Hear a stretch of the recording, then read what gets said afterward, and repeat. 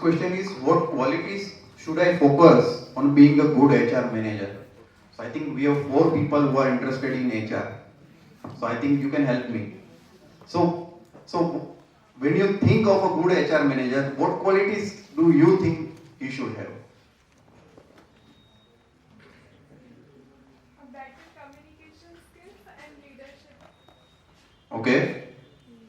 And also networking skills. Okay.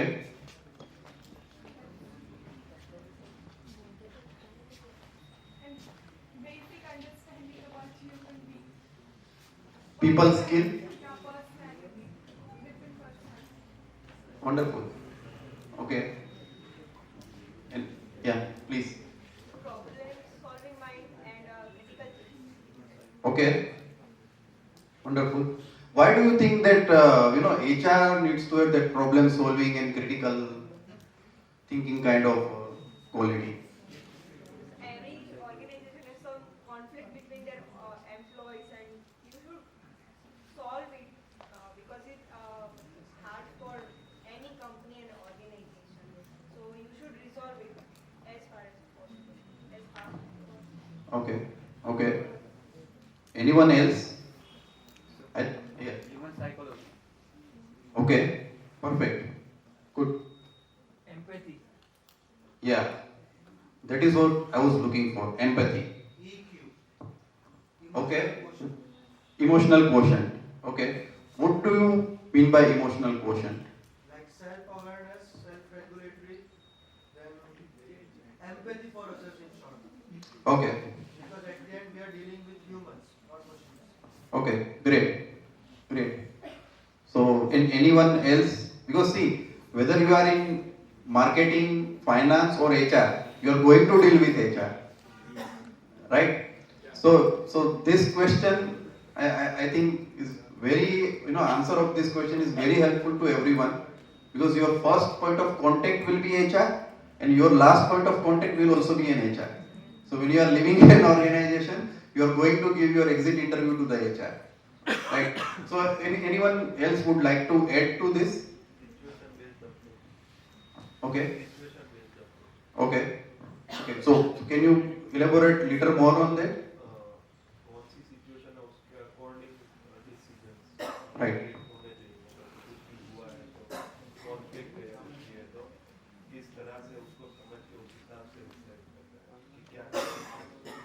Perfect, perfect, perfect. So I think I have got more information from you people on this subject.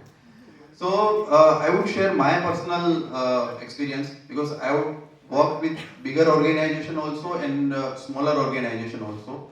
So HR plays a vital role. Trust me. Though, as Kartik said, there will be multiple numbers of people in sales and marketing, lesser than that in finance, and there will be very few positions for HR. But trust me, HR plays a vital role, because business is all about people.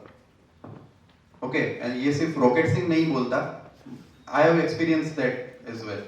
So, as an HR person, the first thing people expect from you or your employer expect from you is empathy. You should be first able to understand what are the requirements of your organization and what are the expectations of a candidate. Okay, because you are the bridge between the two. You cannot think in one way that okay, my organization should benefit. Then what will happen? That person will join your organization but will leave within a short period of time. Okay, so you need to have that empathy.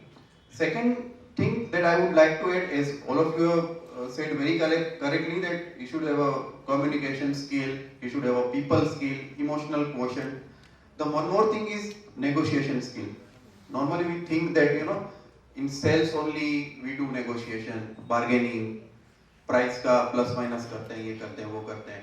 But as an HR also you should have a negotiation skill, and that helps when there are some disputes in an organization.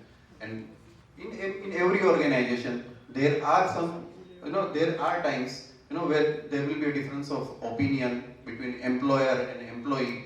So you are the bridge again. So you should have that negotiation skill to resolve the things. So I hope this answer will satisfy your question. you can rate me 5-star, 4-star. So anyone else has any feedback on for this? Because I think few HR people are, HR students are there. So anyone would like to add to this, Kartik? I just want to add here. Let's see, those who have raised this question, okay, why we are stuck to manager as a position? That is one observation, right? And why HR manager? It can be like any role in HR. So I might be deviating, but don't just focus on designation. That okay, manager and other designation. Okay, just understand that okay, if you want to be part of HR team, then what is required. Now coming back to if you are a decision maker, that's a different thing. Then in that case, see, HR is considered as a support function. Now, do you know, like you must be knowing the difference between support function and business function, right? The function, see, HR is not considered as bringing business to company. Am I right? Because it's not directly bringing any money. It's rather support function where company is investing or company is spending money and they are not aware whether I am getting enough return on investment or not. Are you getting this? So if apart from all the qualities which we have discussed, if you can be that HR decision maker who can prove and with numbers that you have invested this much and this is the return on investment and this is what the budget I need in future. I am talking about your decision maker role. Then you will be a good HR decision maker. Because we have experienced multiple times that whenever HR person goes for investment or budget, it's always cut and they may not even get the budget to spend on. Why? Because company believes that HR is just an expenditure. It's a support function, that's why. So there is always a perception and it's also reality that I will allocate as lesser budget to HR as possible. So if you are aware about how to convert the HR investment or budget into return on investment, this much I have generated for the organization. I'll give you only one example. That suppose you are conducting a training program, right?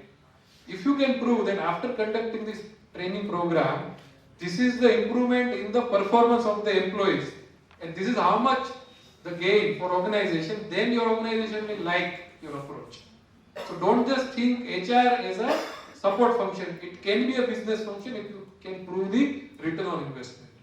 That's my only point where